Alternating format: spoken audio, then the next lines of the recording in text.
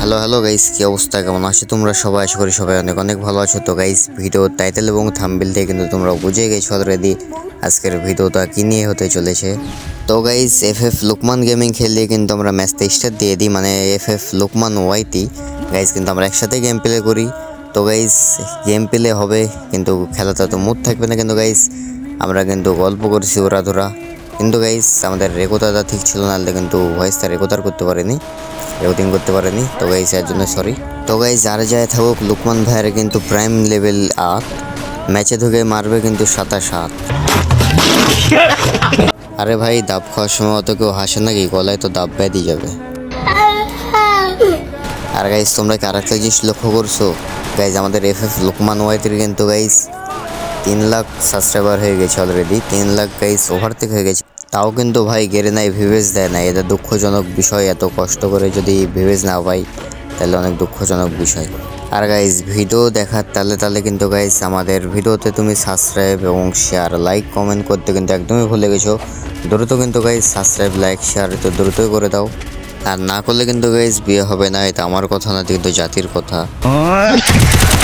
তো guys already কিন্তু আমাদের লোকমান ভাই রাশ করে দিয়েছে, কিন্তু গাইস এতক্ষণ কিন্তু আমার খেলার মুড ছিল না গাইস। এখন দেখি গাইস কিছু কিন্তু খেলতে পারি কিনা এবং কিল টিল পাই কিনা একাটা দেখা যাক। তো গাইস আমাদের প্লেয়ার কিন্তু খেলছে ওরা ধরা। গাইস মুজাহিদ ভাই কিন্তু আছে সামনের দিকে, দেখা যাক।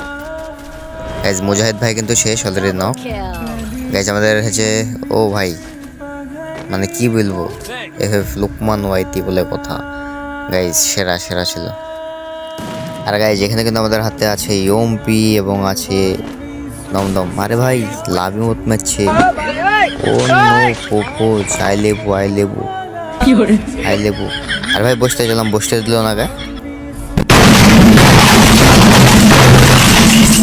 তো গাইস মাথা গরম করে লাভ নাই গাইস, আমাদের জানতে হবে আমাদের কিন্তু লোকমান ভাই সিনিয়র ইউটিউবার অনেক।